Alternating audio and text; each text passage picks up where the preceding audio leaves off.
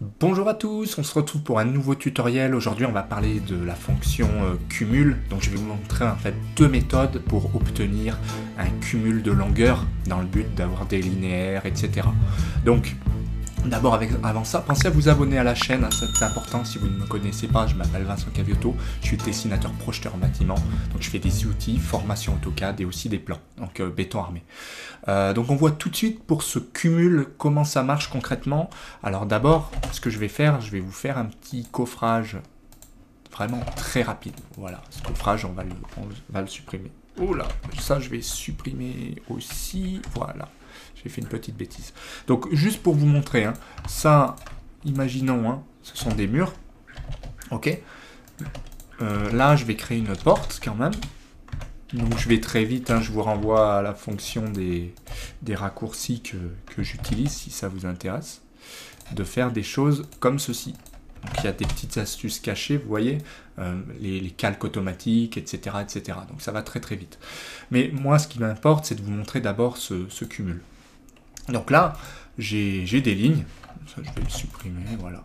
Donc ici, il n'y a que des lignes, hein, volontairement. Alors, première méthode, c'est une commande cachée, donc une sorte de Lisp que je peux vous envoyer. C'est le cumul.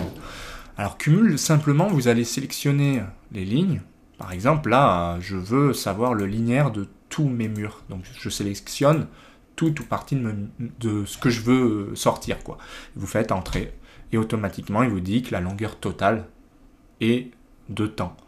Donc là, peu importe, j'ai été très vite, mais vous voyez, vous récupérez par exemple 21 mètres, 85 de mur, puisque là je suis en centimètres.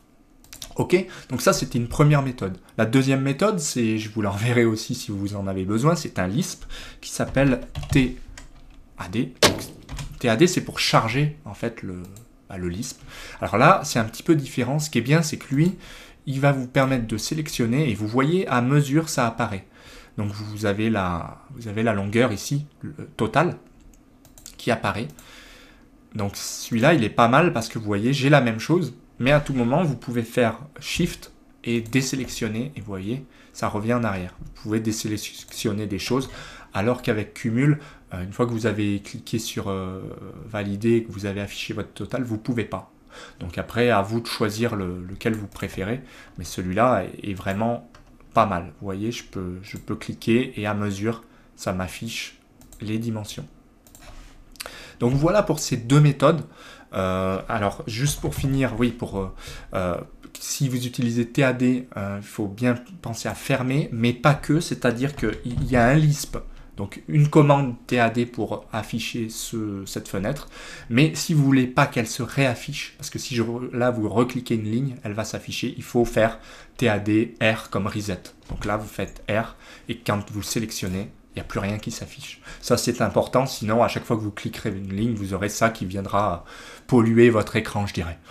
Voilà, en tout cas, moi, j'espère que ce tutoriel vous a plu. Donc, n'hésitez pas à me contacter à l'adresse qui s'affiche là, hein, tout simplement par mail, pour que je puisse vous renvoyer ces Lisp, ou alors vous me dites lequel vous intéresse.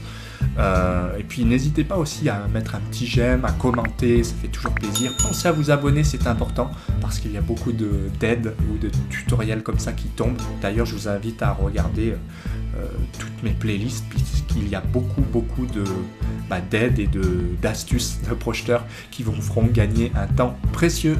Moi, je vous dis à bientôt en vidéo.